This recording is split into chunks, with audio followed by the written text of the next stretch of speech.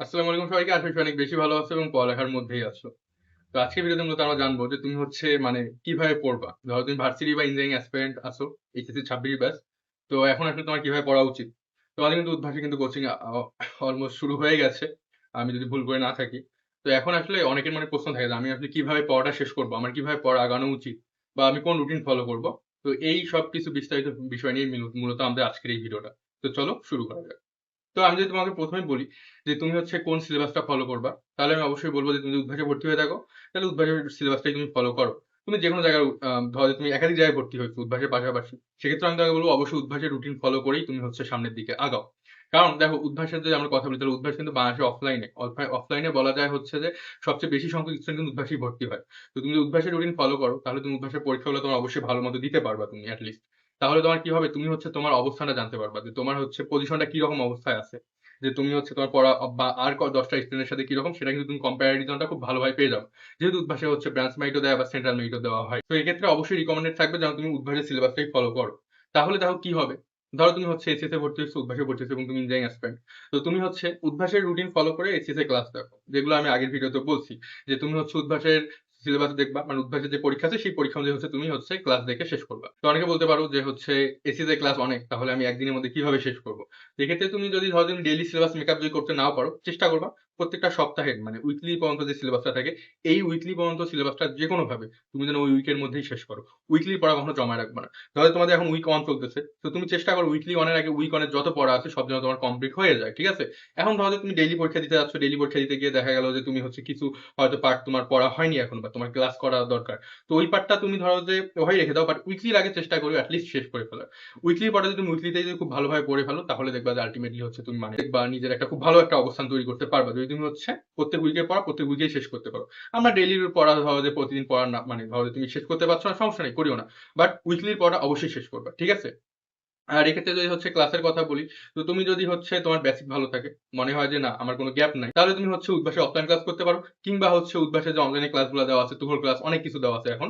তো ওগুলো হচ্ছে তুমি অবশ্যই করতে পারো। আর যদি হচ্ছে তোমার মনে হয় যে না বেসিকের সমস্যা আছে তাহলে তুমি এসএসএ ক্লাস দেখতে পারো।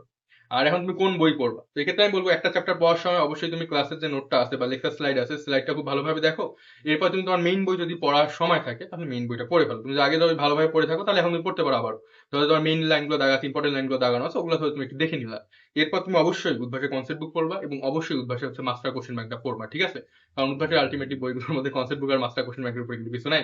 সো এই বইগুলো যেন অবশ্যই যেকোনো চ্যাপ্টার যেন ভালো করে পড়া লাগবে। ধরো তোমার এই ডেইলিতে কোনো একটা চ্যাপ্টার আছে, তো তুমি চেষ্টা করো ডেইলি দেওয়ার আগে যেন এটলিস্ট তুমি কনসেপ্ট বুক এবং কোশ্চেন ব্যাংক থেকে ওই পার্টটা যেন পড়ে ফেলতে পারো মাস্টার কোশ্চেন ব্যাংক থেকে। ঠিক আছে? এই জিনিসটা তুমি হচ্ছে নিজেকে ইনশিওর করার চেষ্টা করবা। আর হচ্ছে উইকলির আগে তো অবশ্যই একবার কনসেপ্ট বুক পড়বা, মাস্টার কোশ্চেন ব্যাংক পড়বা। আর আমাদের সমস্ত প্র্যাকটিস বুক দিত। আমাদের পরের বছর ব্যাচ থেকে আর প্র্যাকটিস বুক দেয় না। তো তুমি চেষ্টা করবে প্র্যাকটিস বুকটা কালেক্ট করার। যদি কালেক্ট করতে পারো ওখান থেকে যদি তোমার সময় থাকে ওখানে প্র্যাকটিস করতে পারো। ওখানে কিন্তু অনেক বড়, বড় ম্যাথ দেওয়া থাকে। এমন অনেক ম্যাথ দেওয়া থাকে যেগুলো ডিফিকাল্টি লেভেল অনেক বেশি। ঠিক আছে? তোমরা দেখবা অ্যাডভান্স ইঞ্জিনিয়ারিং প্রবলেম এইভাবে লেখা থাকবে। ৩ টা টাইপের থাকে। সাধারণ, মিডিয়াম আর হচ্ছে অ্যাডভান্স প্রবলেম। তো ওগুলো যদি তুমি একটু সলভ করতে পারো তাহলে আল্টিমেটলি তোমার হচ্ছে প্রবলেম সলভিং এর স্কিলটা কিন্তু হচ্ছে বেড়ে যাবে। ঠিক আছে?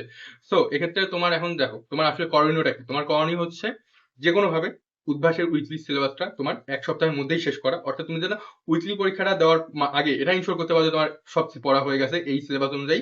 এখন তুমি উইকলি দেওয়ার জন্য একদম প্রস্তুত হয়ে গেছো। এই জিনিসটা তুমি ইনশিওর করবা। ঠিক আছে? ডেইলি পরীক্ষা তুমি ধরো যে তোমার পড়া বাকি থেকেও তুমি দিতে পারো। বাট উইকলির ক্ষেত্রে এই কাজটা করিও না।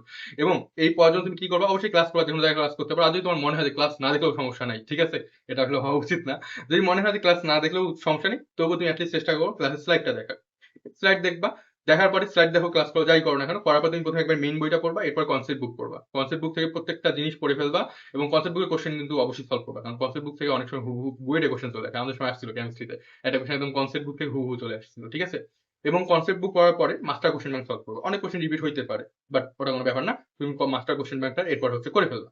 তারপরে যদি তোমার টাইম থাকে তাহলে যদি বললাম প্র্যাকটিস বুক তুমি দেখিও পিডিএফ যদি কোথাও পাওয়া যায় পিডিএফ তুমি করে ফেলতে পারো। আমি যদি কোনো পিডিএফ পাই তাহলে অবশ্যই পিন কমেন্টে দিয়ে দেবো। তুমি ওখান থেকে পিডিএফ ডাউনলোড করে নিতে পারো। তো হচ্ছে তুমি চাইলে মানে এই সব কিছু পড়ার পরে তুমি চাইলে প্র্যাকটিস বুকটা কিন্তু যদি করতে চাও করতে পারো। আর যদি এসএসসি ভর্তি হয়ে থাকে এসএসসি বই তোমার কাছে থাকে তো তুমি চাইলে ওই বইটাও দেখতে পারো। তো দেখবা যে পড়া কন্টেন্ট অলমোস্ট সেম থাকে জাস্ট কয়েকটা কোশ্চেন এক্সট্রা থাকে। তো তুমি এসএসসি বই থেকে চাইলে কিন্তু ওই কোশ্চেনগুলো করে ফেলতে পারো। তো আমি আসলে এসএসসি এর বই করিনি। বাট তুমি যদি চাও তোমার মনে হয় যে না ঠিক আছে আমার আরো পড়া দরকার তাহলে তুমি এসএসসি এর বই থেকে দেখতে পারো। বাট অবশ্যই তোমার মেইন বই উদ্ভাসের কনসেপ্ট বুক এবং উদ্ভাসের মাস্টার কোশ্চেন ব্যাংক এই ৩ টা জিনিস যেন হচ্ছে তোমার বাদ না যায়। প্র্যাকটিস বুক করলে সমস্যা নেই, এসএসসি বই না করলেও সমস্যা নেই। বাট তোমার অবশ্যই এই ৩ টা জিনিস হচ্ছে অবশ্যই করা লাগবে। ঠিক আছে? আর হচ্ছে চেষ্টা করবা প্রত্যেক সপ্তাহে পড়া যেন প্রত্যেক সপ্তাহেই শেষ করতে পারো। উইকলি দেওয়ার আগে যেন ওই উইকের সব পড়া, সব সিলেবাস যেন শেষ হয়ে যায়। তো আশা করি বুঝতে পারছো যে কোন রুটিন তোমার ফলো করা উচিত। আমি তোমাকে একদম হাইলি রিকমেন্ড করব উদ্ভাসের রুটিনটা ফলো করো। ঠিক আছে? উদ্ভাসের রুটিন যদি তুমি ঠিকমতো ফলো করতে পারো তাহলে দেখবা যে হচ্ছে তোমার সিলেবাস শেষ হয়ে গেছে সময় মতো। ঠিক আছে? তাছাড়া দেখবা তুমি যদি অন্য কোথাও রুটিন করো তাহলে দেখবা যে শেষ পর্যন্ত আসলে তুমি উদ্ভাসের পরীক্ষা ঠিকমতো দিতে পারছো না। আবার এইচএসসি পরীক্ষা দেখা যাবে তোমার ঠিকমতো দেওয়া হচ্ছে। কিংবা আরো কোনো প্ল্যাটফর্মে যদি তুমি ভর্তি থাকো তাহলে দেখবা সেটাও সিলেবাস হচ্ছে না। তো একসাথে অনেকগুলো রুটিন যদি ফলো করো তাহলে কোনো রুটিনই তোমার আসলে মানে ওইভাবে তোমার সিলেবাস শেষ হবে না। সেক্ষেত্রে তুমি যেকোনো একটা ফলো করবা এবং সেটা অবশ্যই উদ্ভাসের রুটিন ফলো করবা। তো যাই হোক আশা করি তোমরা বুঝতে পারছো তোমাদের সকল প্রশ্নের উত্তর পেয়ে গেছো। তো কমেন্ট বক্সে কিছু গ্রুপের লিঙ্ক দেওয়া থাকবে, চাইলে জয়েন করতে পারো। ওখানে তোমার চাইলে আমার সাথে ডিরেক্ট কথা বলতে পারবা। যেকোনো সমস্যায় আমাকে জানাইতে পারবা। আর এই তো। আর কি ভিডিও বানালে তোমাদের সুবিধা হয় সেটা কমেন্ট বক্সে জানিয়ে দিতে পারো। কোনো প্রশ্ন থাকলে সেটা কমেন্ট বক্সে জানিয়ে দিতে পারো। তো যাই হোক, এই ছিল আমাদের আজকের ভিডিও। খুব শীঘ্রই দেখা হচ্ছে নতুন কোনো ভিডিওতে, নতুন কোনো টপিক নিয়ে। সেই পর্যন্ত ভালো থাকো, সুস্থ থাকো এবং পড়ালেখার মধ্যেই থাকো। আল্লাহ হাফেজ সবাইকে। আসসালামু আলাইকুম।